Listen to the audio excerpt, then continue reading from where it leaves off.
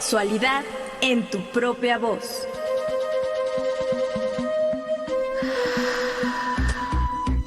Historias, mitos y revolcones del pasado que resuenan en el presente.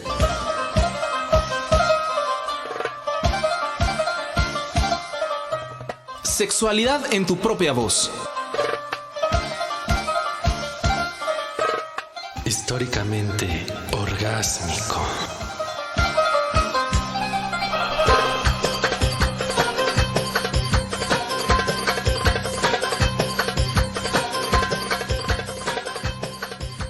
Buenas noches, le damos la bienvenida a este espacio radiofónico, agradeciendo en cada emisión su escucha a través de las frecuencias de radioeducación o mediante las plataformas digitales. Nos da mucho gusto saludarle, mi nombre es Edith Rojas y como cada jueves acompaño a Juan Carlos Hernández Meijueiro. ¿Qué tal, Juan Carlos? ¿Cómo te encuentras hasta allá en Querétaro? ¿Cómo te va?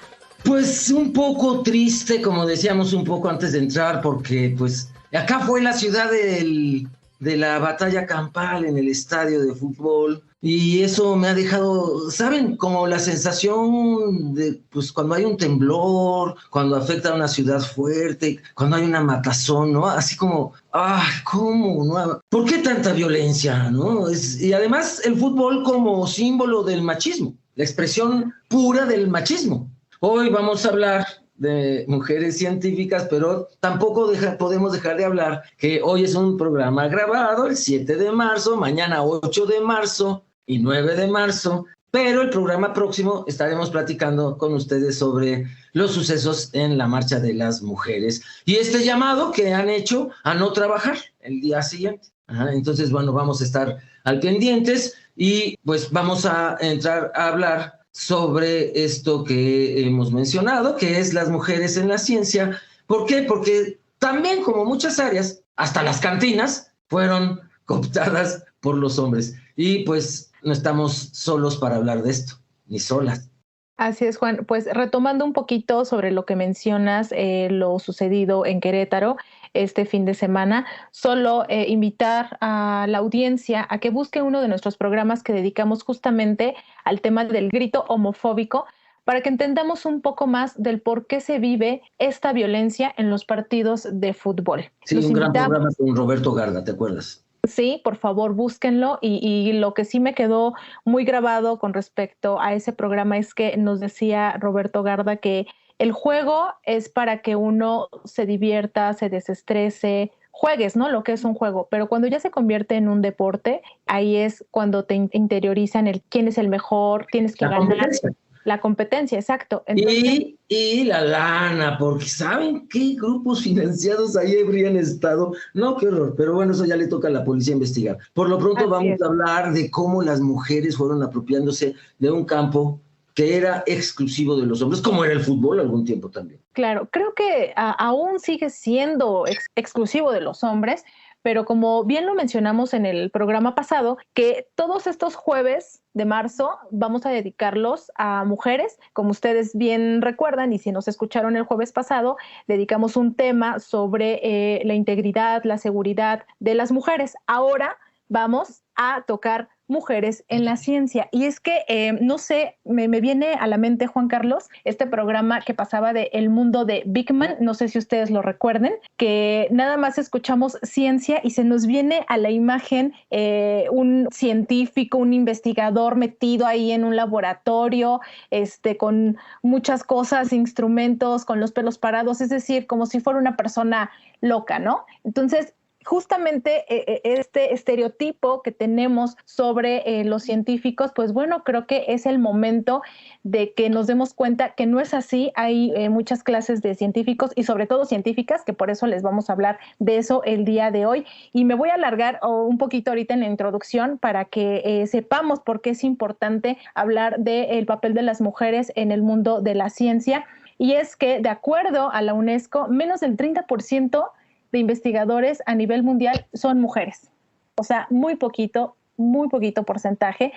Y aquí en México, de acuerdo a la Organización para la Cooperación y el Desarrollo Económico, señalan que de cada 20 niñas mexicanas, solo una considera estudiar o dedicarse a una carrera relacionada con estas disciplinas de la ciencia, de la tecnología, de la ingeniería y las matemáticas, cuando los niños, 4 de cada 20 deciden hacerlo. Entonces, este programa es para que empecemos a cuestionarnos y resolvamos preguntas como ¿por qué las niñas no nos interesamos por la ciencia? ¿Cuál es el rol que han jugado estas mujeres? Vamos a hablar de muchas mujeres, así que no se despegue. Tenemos como invitada a una amiga ya del programa, ustedes ya la conocen, de manera virtual. Estamos con Laila Sánchez Curi. Ella es doctora en estudios latinoamericanos, académica de la UNAM y especialista en historia de mujeres. Laila, bienvenida. Tanto tiempo que no te habíamos tenido aquí, pero nuevamente regresas a Sexualidad en tu propia voz. Buenas noches. Buenas noches, pues muchas gracias, Edith, Juan Carlos. Sí, ya iba yo a reclamar, hasta iba a mandar mi carta. ¿Qué pasó? ¿Por qué de repente dejamos de comunicarnos? Pero mira, vamos a ir a un corte. Y entonces, Laila, querida, queremos saber tu opinión sobre estas mujeres en la ciencia, en el ámbito en donde ellas no estaban. ¿Qué pasaba en esos años? ¿Por qué no estaban? ¿Cuándo empezaron a aparecer las mujeres en la ciencia? Y si estaban, ¿por qué no aparecían? Hasta nuestros días, cómo están las mujeres científicas. Vamos a un corte, ¿verdad, Edith? Sí, Juan, vamos a un corte. Le invitamos a que se comunique y nos escriba a través de Facebook, @SexProVozOficial, o al WhatsApp de cabina 5512 33 29 15. Vamos a escuchar esta cápsula, las primeras científicas de la historia. ¿Sabías que Hipatia de Alejandría fue una de las primeras científicas de la historia?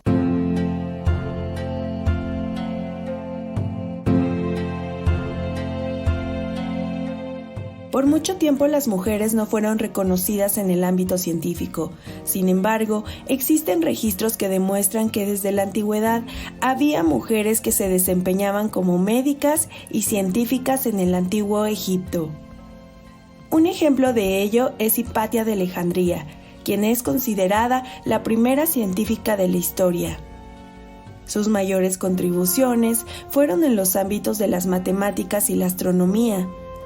Dio un impulso decisivo al álgebra con la creación de unos signos matemáticos que simplificaban y agilizaban sus operaciones. Además, confeccionó un planisferio celeste gracias a un astrolabio que desarrolló ella misma y también inventó un hidroscopio para pesar líquidos. Otra de las mujeres que también destacó en el ámbito de la ciencia fue María la Judía, también conocida como María la Hebrea o Miriam la Profetisa. Fue la primera mujer relacionada con la alquimia. Fue autora de varios textos científicos y entre sus inventos destacan la mejora de la destilación de sustancias químicas y sobre todo uno de los más populares es el llamado baño María, el cual sigue siendo utilizado hasta la fecha. Quien también figura en esta lista es Hildegarda de Bingen.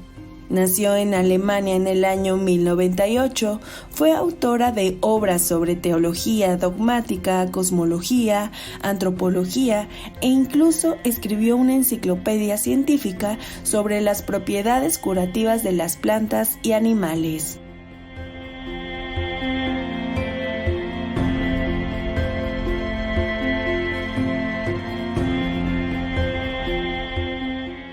Del artículo 5 mujeres científicas que fueron borradas de la historia en el sitio web www.lumos.com.mx.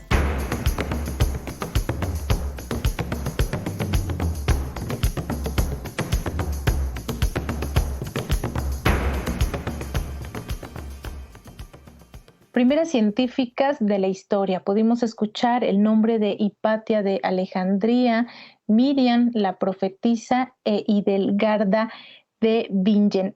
¿Quiénes fueron estas mujeres, Laila? Conozcamos más sobre esta historia porque creo que son nombres, pues sí, primeras mujeres consideradas científicas. Sin embargo, espérame tantito, Edith, fíjate que vamos a entrarle a muchos nombres, espero, pero ¿por qué no entramos con Laila a este tema de por qué no sabíamos de su existencia, Laila? Pues justamente, ¿no? Esta invisibilización tiene un trayecto histórico muy interesante que de hecho recomiendo un texto muy bueno que se llama El retorno de las brujas, de mi maestra Kedira Idel-Seitz de la UNAM, que es Norma Blázquez, que ha dedicado su carrera de investigadora en la UNAM justamente a abordar el tema de las mujeres y la ciencia y investigar pues qué ha pasado, ¿no? Y en este texto del retorno de las brujas, ella nos narra cómo fueron enjuiciadas, cómo fueron borradas, cómo fueron amenazadas muchas mujeres por sus conocimientos. La propia Hipatia de Alejandría, que murió lapidada, ¿no? Murió a pedradas porque la consideraban una bruja. Y así le pasó a muchas mujeres. Hipatia escribe una enciclopedia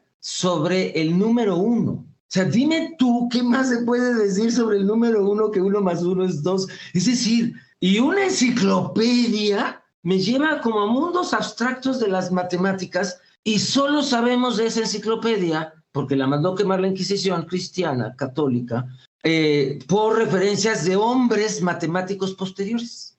Así es, ¿no? Y en general, pues eso pasó con muchas mujeres, ¿no? Que estuvieron en esta persecución de brujas que se hizo sobre todo en Europa, porque estamos hablando pues de la cultura occidental europea, que es la que tenemos referencia más escrita. No quiere decir que en otros lugares no lo haya, pero nos falta buscar. Por ejemplo, ya con Hipatia ya estaba pues la Inquisición católica.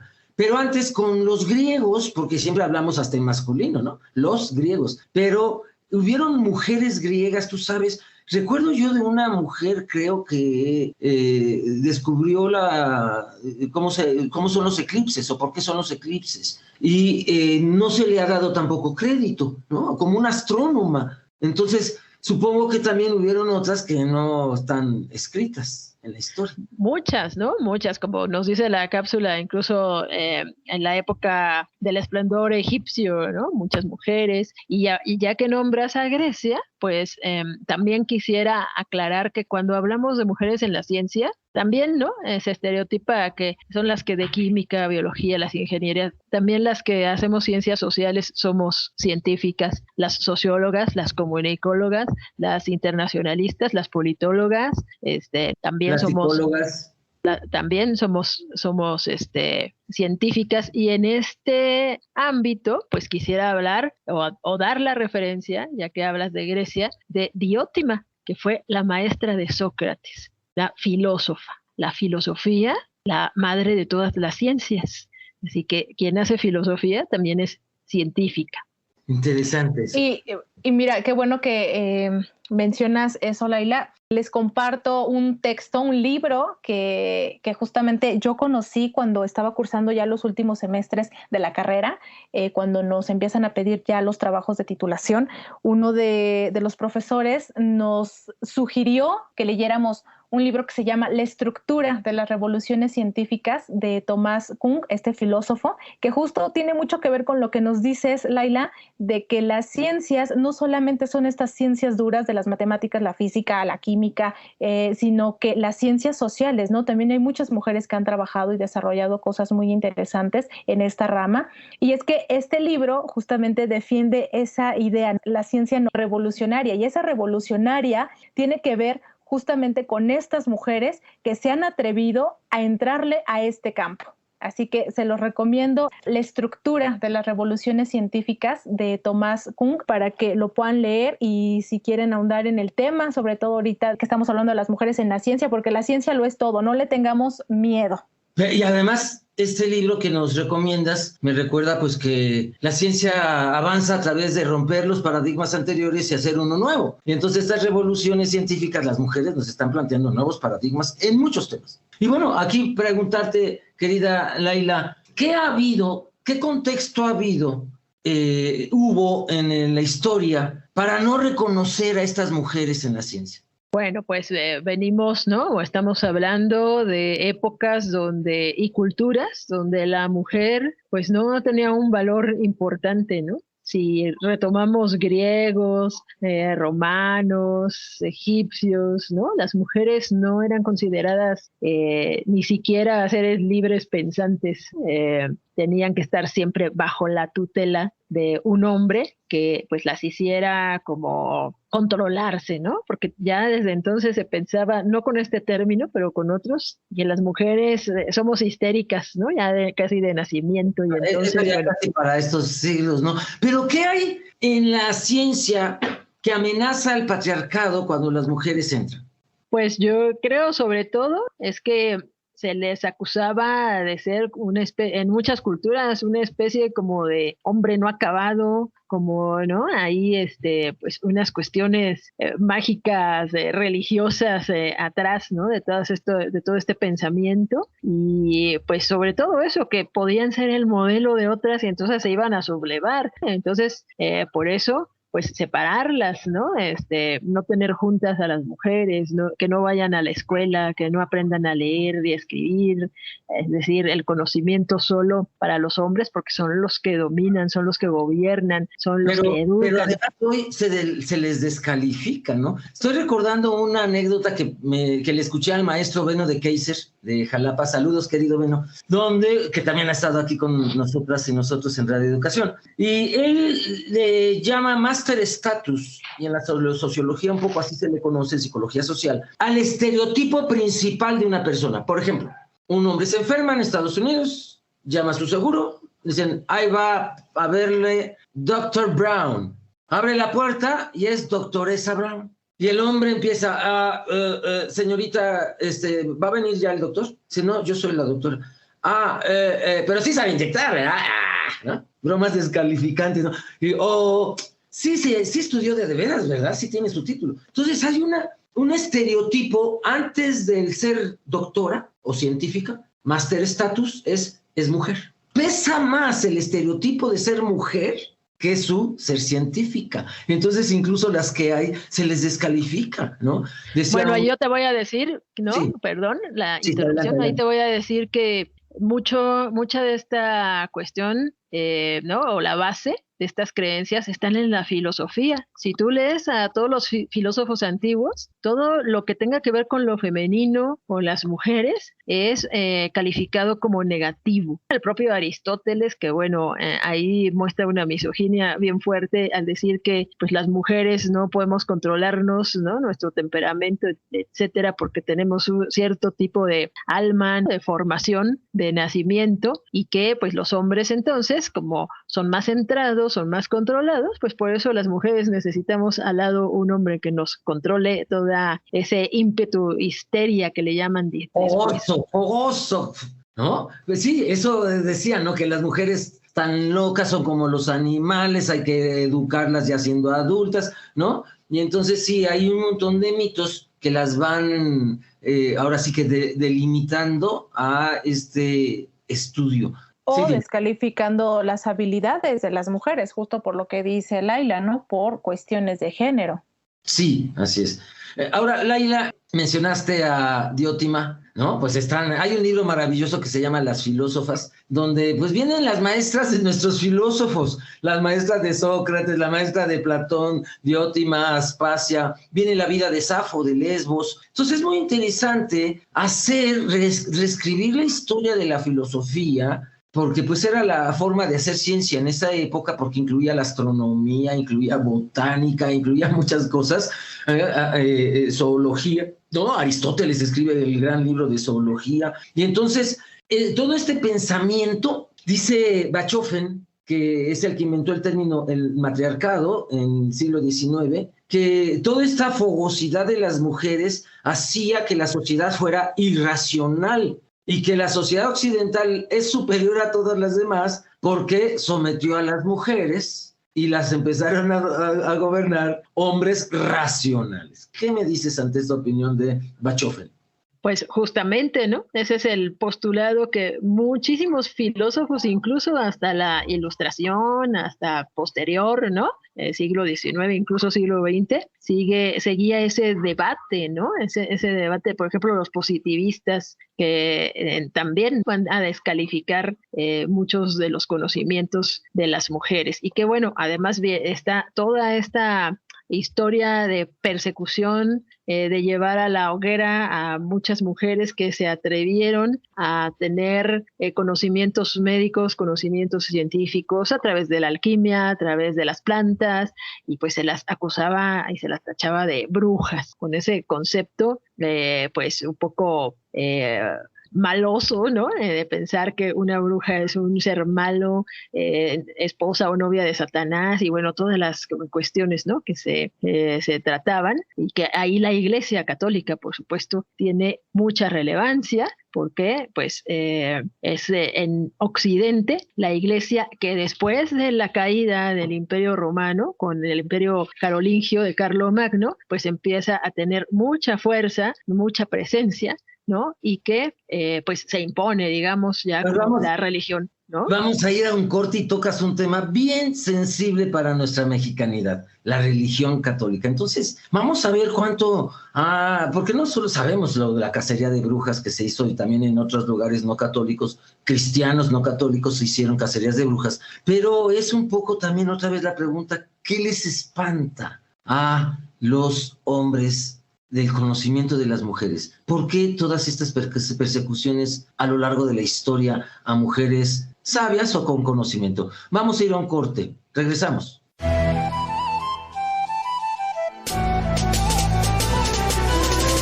Te invitamos a participar a través de las redes sociales. Facebook, Sexprovoz Oficial. Instagram, Sexprovoz.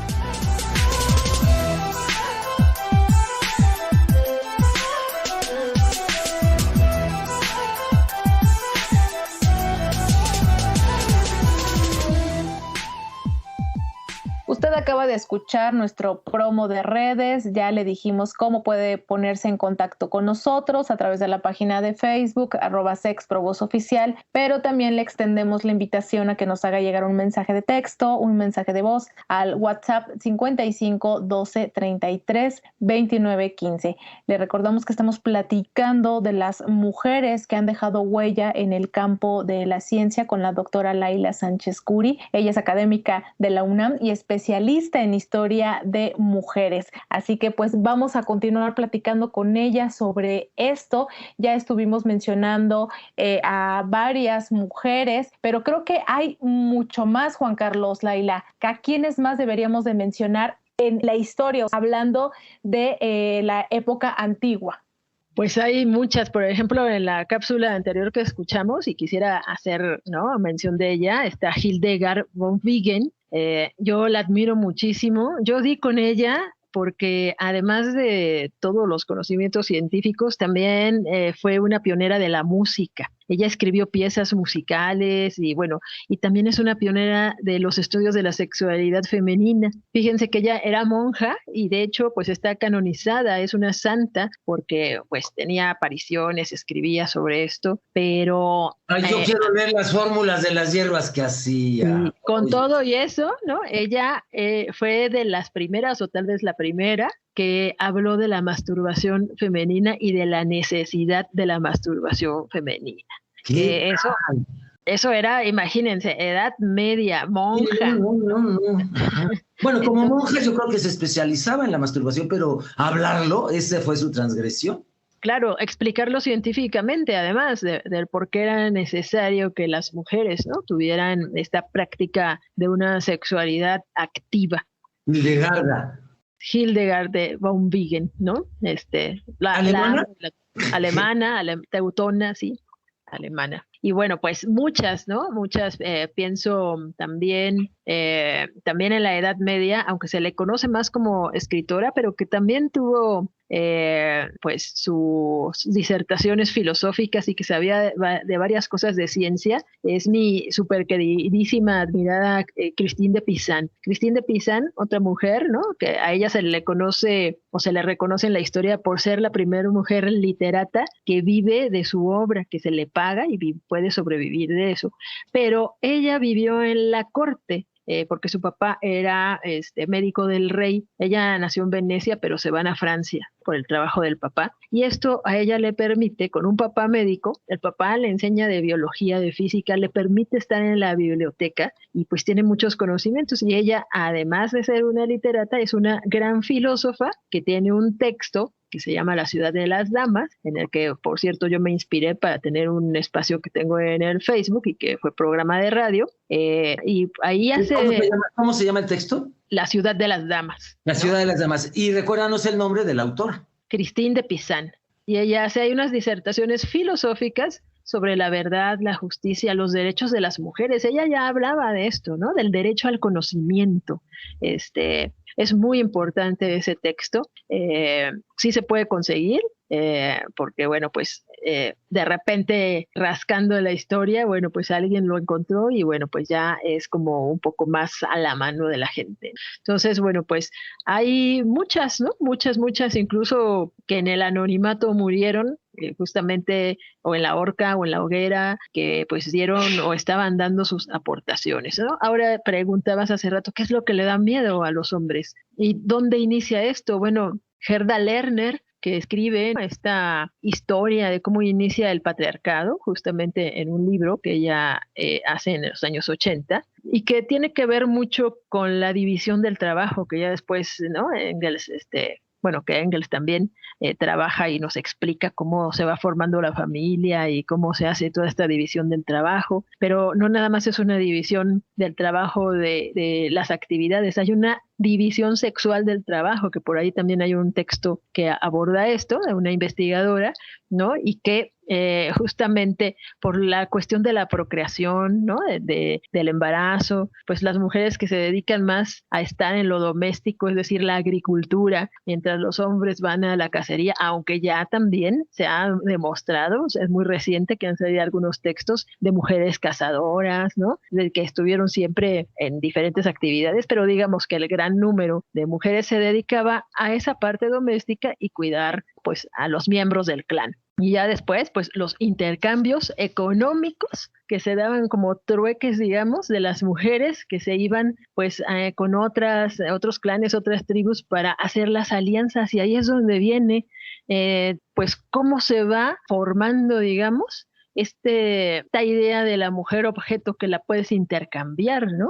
Y que llega hasta nuestros días, porque cuántas comunidades y culturas en el mundo no sabemos que lo siguen practicando, ¿no? Claro, pero en Occidente a mí me da terror que siga sucediendo eso, pero también que brinquemos, hablando de mujeres científicas, tantos siglos de Hildegarda, siglo XI, hasta Marie Curie, ¿no? Porque yo digo, en la Baja Edad Media sí habrá, pero no las conozco. Entonces, digo, si no son conocidas y si quienes hemos leído e investigado no las conocemos, es terrible que sea hasta la Revolución Francesa, ¿no? Siglo XVIII, principio XVII, XVIII, donde a las mujeres se les va a voltear a ver. Pero dime tú, ¿hubo un cambio real en la vida de las mujeres científicas, Laila, con la Revolución Francesa?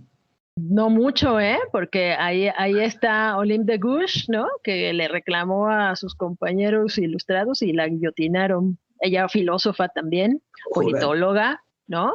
Que subió a la tribuna a hablar de los derechos de la mujer y la ciudadana y que lo escribió y que, bueno, fue guillotinada, entre otras cosas, por eso, pero que, bueno, pues el siglo XVIII justamente, ¿no? Con su positivismo, con la incorporación del método científico, pues de alguna manera le abre también, ¿no? Tal vez que no eran tan visibles, pero ahí estaban. Es que las mujeres siempre hemos estado en muchas actividades de la historia. Lo que pasa es que se borraron esos nombres, ya no se volvieron a nombrar.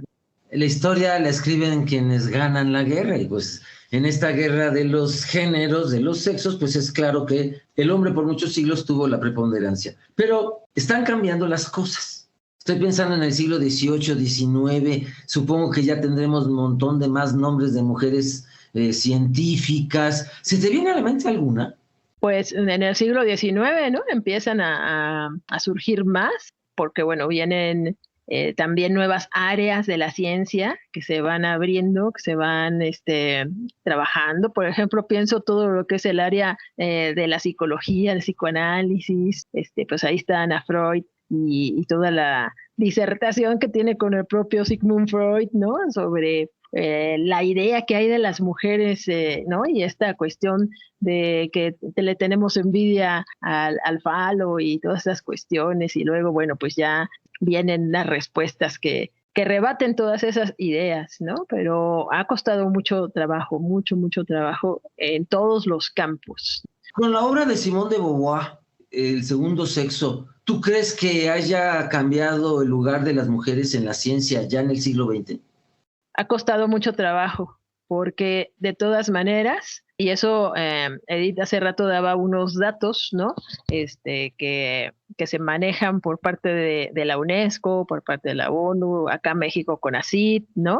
De que pues siempre las mujeres tenemos que estar organizando la vida doméstica y resolviendo para después poder ir a dar clase, para poder ir al laboratorio, para poder ir a la consulta, para poder ir a dar la charla, la conferencia, y aunque estemos ahí, como diría un poco Mabel Burín, ¿no? Este techo de cristal que no nos deja avanzar, porque pues el ser mujer, que implica todo este tipo de cuestiones, son como algunas características que pues a veces se toman en cuenta para no darte los puestos, para no darte el presupuesto para la investigación, para muchas cosas. Se impone el estatus de que es mujer antes que científica.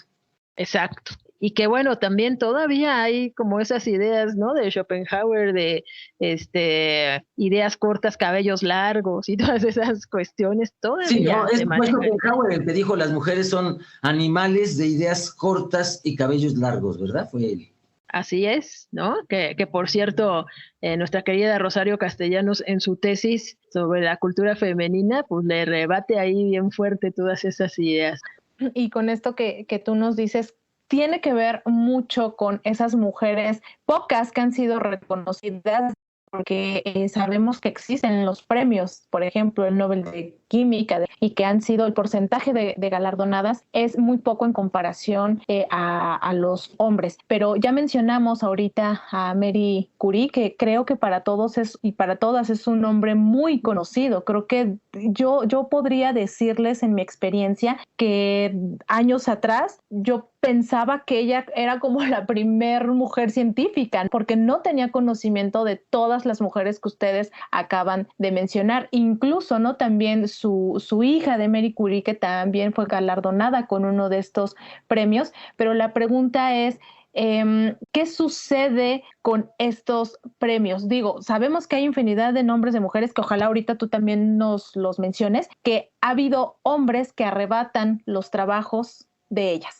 Exacto, es lo que te iba a contar. Por ejemplo, Rosalind Franklin, muy conocida ya, porque ella hace unos estudios sobre la estructura del ADN. Ella es la que descubre realmente todo esto, pero hace la investigación con dos compañeros científicos, y a la hora de publicar los resultados la quitan a ella y ellos lo publican, y por supuesto les dan un premio a ellos. Y así hay muchas, así yo creo que hay muchísimas en la historia, ¿no? O ellas mismas que se tuvieron que poner nombre en masculino para ser consideradas, ¿no? También eso se ha dado más en la literatura, ¿no? No tanto en la cuestión científica. Más bien esto, el robo de los experimentos, o estar detrás, o dejar la carrera por apoyar al marido. Ahí está, ¿no? La pareja ahorita no recuerdo el nombre, de Einstein, que ella pues también, por supuesto que tuvo sus aportaciones para todo lo que él después explicó y trabajó. Y ahí están. O pienso en un filósofo de la economía como Adam Smith. Hay un libro por ahí muy famoso, ¿no? Que se llama ¿Quién le hace la cena a Adam Smith? Es decir, ¿quién hace los cuidados? ¿Quién está pendiente para que ellos puedan ir a hacer todo su trabajo, para que nadie los moleste, para que puedan pensar?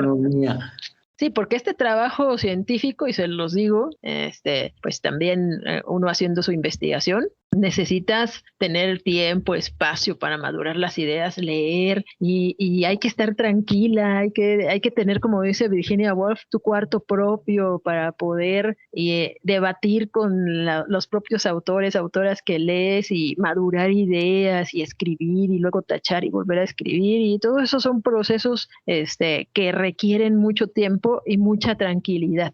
¿Cómo vas a estar tranquila? Alguien que nos haga la cena. Porque pues también la mujer que puede hacer eso es que tiene resueltas sus necesidades económicas. Vamos a ir a un corte, querida Laila, y regresando seguimos para terminar con este tema. Muchas gracias por estar con nosotras y nosotros.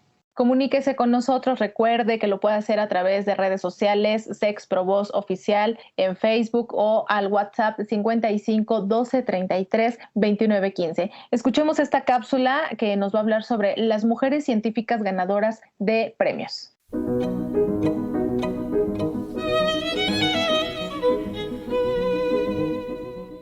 En la historia de los premios Nobel, son pocas las mujeres que han ganado este galardón en las categorías de medicina, física o química.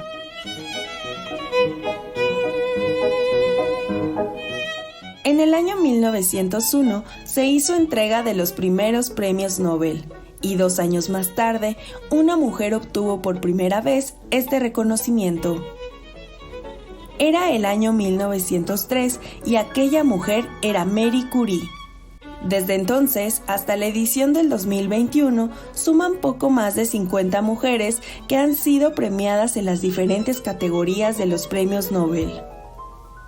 Marie Curie recibió el Premio Nobel de Física en 1903 junto a su marido por los extraordinarios resultados de las investigaciones alrededor de los fenómenos de la radiación. En 1911 ganó el Premio Nobel de Química, esta vez en solitario, por el descubrimiento de 2 nuevos elementos químicos, el polonio y el radio. Así, Marie Curie se convirtió en la primera persona en conseguir 2 veces el preciado galardón de los Nobel. Más tarde, en 1935, Irene Joliot-Curie, hija de Marie Curie, recibió el Premio Nobel de Química junto con su marido por sus trabajos en la síntesis de nuevos elementos radiactivos. Gerty Cori es otra galardonada. En 1947 se convirtió en la primera mujer estadounidense en conseguir un premio Nobel de Fisiología y Medicina junto con su marido por su descubrimiento del proceso de la conversión catalítica del glucógeno. Maria Guppert-Mayer ganó el primer Nobel de Física compartido con otros 2 investigadores en 1963. Otros nombres que destacan son Dorothy Hodgkin, galardonada con el Premio Nobel de Química; Rosalind Yalow, ganadora del Premio Nobel de Fisiología y Medicina; Barbara McClintock, obtuvo el Premio Nobel de Fisiología y Medicina; Rita Levi Montalcini recibió el Premio Nobel de Fisiología y Medicina, al igual que Gertrude Elion.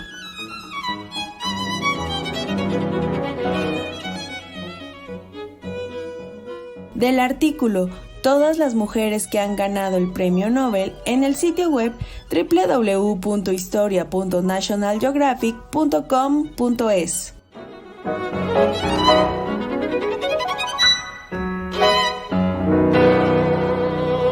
Más mujeres que se unen a la lista de científicas. Pero, Laila, hemos escuchado muchos nombres, tú nos has mencionado también muchos nombres, mujeres extranjeras de otros países, pero nos gustaría que nos platicaras de mujeres mexicanas en nuestro país. ¿Qué mujeres son reconocidas por sus trabajos? Bueno, pues en México también tenemos, ¿no?, en las universidades gran cantidad de mujeres que es a veces difícil recordarlas justamente porque no se las nombraba. Eso es muy reciente, ¿no? Estamos conociendo apenas nombres de mujeres en la química, en la biología, en la medicina nuclear, ¿no? Que pues por fin se les está haciendo justicia a los trabajos, a la primera ingeniera, a la primera arquitecta, a la primera no sé qué, ¿no? Van saliendo las primeras, pero también las que ahorita están haciendo algún aporte de investigación. Por ejemplo, me llama mucho la atención que desde que empezó todo este movimiento violeta en la UNAM, que es donde yo doy clases, la Gaceta de la UNAM se ha preocupado por cada mes sacar el nombre de alguna investigadora que está trabajando, a veces hasta con equipos internacionales, y que no lo sabíamos porque no nos las decían, ¿no? Es decir, tenemos a los premios Nobel mexicanos que ya hasta tienen monumentos, sus nombres, y hay edificios que tienen, ¿no?, sus nombres, pero todas esas maestras, incluso maestras que fueron de ellos, pues no las conocíamos, ¿no? Se está apenas como recuperando todos esos nombres. ¿Qué ha cambiado en el contexto social para que las mujeres científicas estén siendo reconocidas? Pues para mí sigue siendo muy importante la lucha social en las calles. Estos días que acaba de ser la marcha, salimos a la calle y seguimos exigiendo justicia para la vida de las niñas y las mujeres, y que seguimos exigiendo que se abran los espacios con una igualdad en los salarios, con una igualdad de oportunidades, etcétera. Pues es que el movimiento ha sido mundial y ha crecido, ¿no?, mucho, y que bueno, pues las nuevas generaciones ya vienen empujando porque ya traen otra información. O sea, ya hay muchos libros, ya hay muchas maestras de todas, ¿no? Y yo me incluyo como alguien que desde el aula toma su trinchera y habla de estos temas y los dialoga con bueno, ya hicimos esta pregunta en otro programa, pero me viene a hacerte la pregunta, Laila. ¿Cuáles son los vasos comunicantes, decía nuestra querida productora Graciela Ramírez, entre el feminismo de antes, ¿no?, Marcela Lagarde, Teresita de Barbieri, ¿no?, Marta Lamas, a esta generación de mujeres chavitas muy enojadas? ¿Qué las comunica? Pues, los vasos comunicantes justamente son que ellas ya tienen trazado un camino de estas ancestras, que se han preocupado porque en la educación formal estén los nombres de las mujeres, por escribir libros donde se rescate las aportaciones de las mujeres, donde se hable de lo que genera el patriarcado para nuestras sociedades y especialmente para las mujeres y las niñas. Es decir, yo a veces pienso, si yo hubiera tenido esa información antes, tal vez muchas cosas que me han pasado en la vida no me hubieran sucedido, hubiera sido algo diferente, porque tener, ¿no?, ya a todas estas detrás, es decir, fíjate, pensaba ahorita que también preguntabas de otros nombres, pues me acordaba, y que ya lo habíamos comentado, Edith, en algún momento, estas mujeres afroamericanas que trabajaron en la NASA, que hasta se hizo una película, y gracias a la película yo fue que las conocí, ¿no?, que eran estas calculadoras matemáticas. Ahorita es Hollywood Dixit, es decir, lo dijo Hollywood.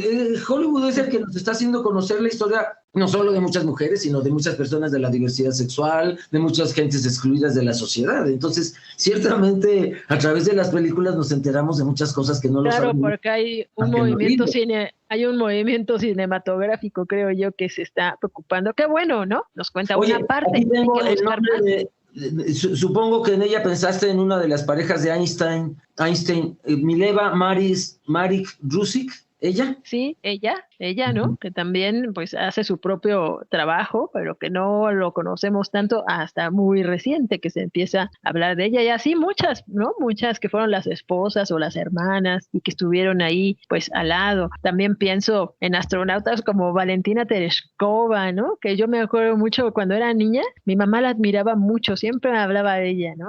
Estas mujeres que son astronautas y que van al espacio y que están en la carrera, ¿no? De la llamada guerra de las galaxias en aquel momento, y pues por todas las latitudes, y también buscando, ¿no?, la información de mujeres en la ciencia, pues ver las aportaciones de las chinas, en África, en América Latina, hay argentinas, hay colombianas, hay venezolanas que han ganado premios internacionales por sus aportaciones. Deberíamos conocer más sus nombres, sí, y lo que han hecho, ¿no? Pues ahorita lo que dices, para que el hombre llegara a la luna, como históricamente lo conocemos, pues hay que decir que estuvo detrás una mujer, es Margaret Hamilton, la científica que logró que estos astronautas llegaran a la Luna. Entonces es importante que conozcamos. Pero además, Edith, otra mujer atrás de cada astronauta que se quedó en su casa cuidando a sus hijos.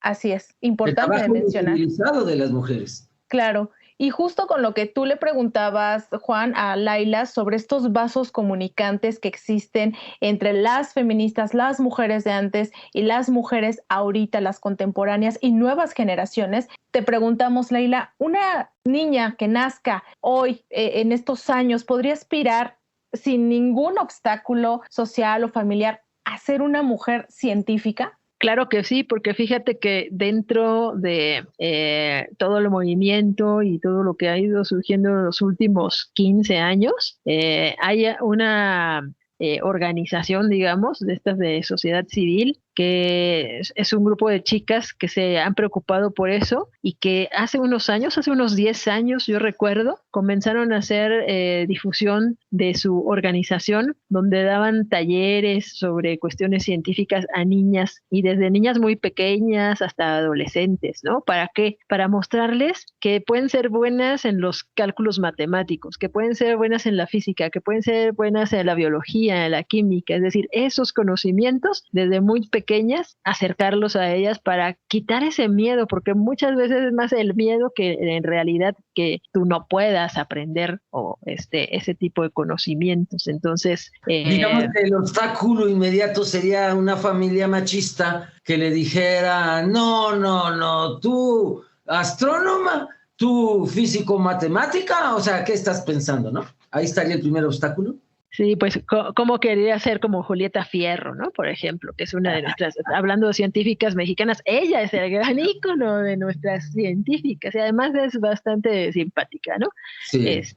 Y pues acercarlas, eso es importante, pero tienes razón, ¿cómo rompemos esas barreras culturales? Ese es el principal problema, ¿cómo rompemos las barreras culturales? Fíjate, te voy a contar ya rápido porque sé que tenemos el tiempo encima, pero costó muchos años de debates realmente muy serios en la UNAM, que los títulos académicos con los grados salieran en femenino, escritos, ¿no? En vez de decir doctor, arquitecto, que diga arquitecta, ingeniera. Eso fueron debates grandísimos en los consejos técnicos, el consejo universitario, para lograr eso. O sea, ¿cómo es posible? Y en la universidad, ¿no? Bueno, hoy todavía en los cursos acabo de dar uno sobre historia de las mujeres, y una señora se dijo, soy médico y soy ginecólogo. Y entonces cuando yo ya intervine le pregunté, ¿médica? ¿Será acaso ginecóloga? Y medio titubeó, pero es que solo vale si se pone en masculino. Así es, hasta los grados, ¿no? Académicos, pues tenemos que luchar esa cuestión del lenguaje ahí, y desde ahí ya viene una deformación, digamos, de lo que es ser mujer científica, ¿no? Cómo sentirse segura. Y es un debate que vendrá también con las personas trans, que en su título salgan con el nombre que ellas eligieron y no con el de bautismo. Sí, ¿no? Bueno, pues hay muchos temas todavía por resolver. La utopía, en 2 minutos, la utopía de las mujeres científicas en México, ¿cuál sería para ti? Pues una importante sería ser reconocidas, ser visibilizadas, que sepamos sus nombres, que se les den las mismas oportunidades que los hombres científicos, que ganen los mismos sueldos y que se les den también los apoyos económicos para sus investigaciones sin cuestionarles si cuando se enferme su hijo va a faltar, o esta polémica que hubo con CONACYT de una regla que ya es de mucho tiempo, no era de ahorita, ¿no? Fue de unos gobiernos anteriores, de que las mujeres que estuvieran estudiando un posgrado, si se embarazaban mientras nacía el parto y todo eso, se les suspendiera la beca. ¿Pero por qué? Ahí es donde está la perspectiva justamente, ¿no? De atender a las mujeres. Y de atenderlas en sus necesidades de mujeres. Pero antes de que concluyamos, y no me gustaría que termináramos este programa sin mencionar a otras mexicanas, y que muy emblemática, Matilde Montoya, que fue la primera médica mexicana, que se titula en 1887. También otro nombre que importante de rescatar, Elia Bravo Hollis, primera bióloga mexicana. María Elena Caso Muñiz, que estudió los equinodermos y que actualmente se encuentra activa, también Susana López Charrenton y por supuesto, sin dudar, Enriqueta García Amaro, que trabajó mucho tiempo en la UNAM, hizo muchas cosas para la UNAM, que de hecho fundó la sección de climatología del y Geografía UNAM y además fue maestra por vocación. Creo que a la lista se suman más. Este programa no podemos terminar de mencionar a todas las mujeres y sobre todo pues también mexicanas que han estado ahí presentes a lo largo de la historia, Laila. Es que son demasiadas y bueno, aprovechando, hablando de científicas, hablando de mujeres que le han aportado a la vida de las mujeres, al mundo, quiero mencionar a nuestra reciente amiga que ya es polvo de estrella, Francesca Gargalo, una filósofa que era un cofre de sabiduría de todo, de lo que tú le preguntaras, de política, de antropología, de biología, de geografía, de fisiología, de lo que tú le preguntaras, ella sabía, porque justamente como filósofa fue como una fuente de conocimientos que ella abrevó y que además amorosamente compartió en sus textos, en sus libros, en las clases con ella. Ella fue mi maestra, además de amiga, y bueno, pues hay que agradecerle por todos los caminos que ella anduró, porque fue una gran caminante del mundo, caminó muchos países, caminó muchos lugares, es realmente reconocida, nos deja muchas aportaciones, sobre todo para las mujeres. A ella le importaba mucho que su trabajo rindiera frutos en la vida de las mujeres. Así ha sido, querida Francesca, y bueno, hoy creo que es un momento oportuno con este programa de recordar a una mujer que con sus conocimientos científicos, con sus conocimientos humanísticos, nos ha dado mucho a las mujeres de muchas partes del mundo. Así es, Laila, pues en homenaje a Francesca y pues esperemos que en un próximo programa le dediquemos toda una emisión a Francesca, por supuesto, y como dijo Juan Carlos al inicio, este programa lo estuvimos grabando el día lunes, el día 8 es la marcha, también en la marcha será dedicada a ella. Laila próximamente nos estará platicando qué fue lo que sucedió el 8 de marzo. Gracias, Laila, por habernos acompañado, por estar aquí presente. Gracias a ustedes. También le agradecemos a usted su escucha como cada jueves. Estuvimos con ustedes Juan Carlos Hernández Meijueiro y Edith Rojas. Nos escuchamos la próxima semana.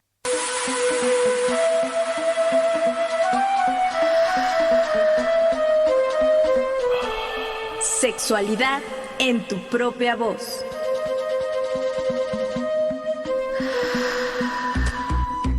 Historias, mitos y revolcones del pasado que resuenan en el presente.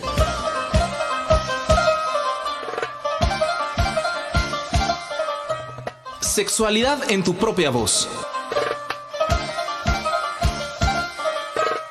Históricamente orgásmico.